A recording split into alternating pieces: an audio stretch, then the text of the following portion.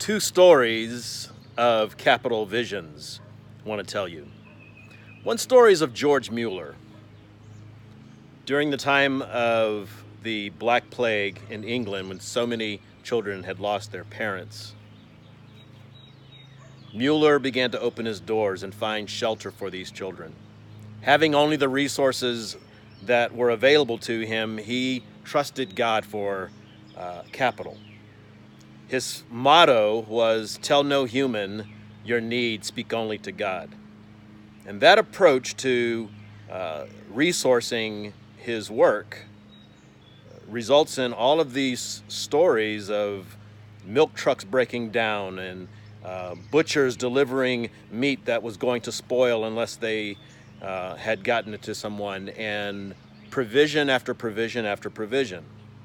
Well, right about the same time and in the same social circumstances, William and Catherine Booth also felt a need for folks who were on the margins and without the social support that folks would need.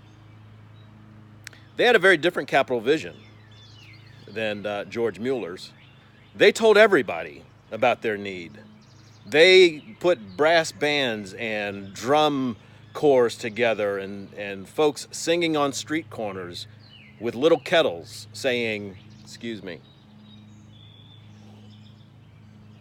we're available for spiritual conversations, and why don't you make some change with your spare change?" Their capital vision, very different.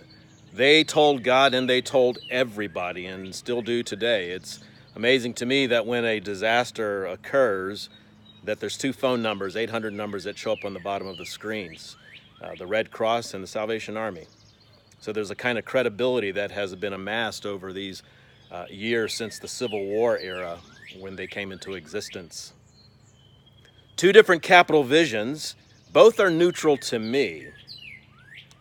I'm not setting up the George Mueller organization as a contrast to the Salvation Army.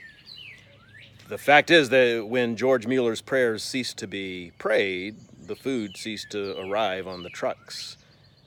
His how, if you remember the strategy book, his how to get things done were ask God for your needs. The Salvation Army's approach was tell the whole world, and the Salvation Army continues to tell the whole world. What is the value system feeding your capital vision, and how does it affect your strategy? We'll see you in the classroom.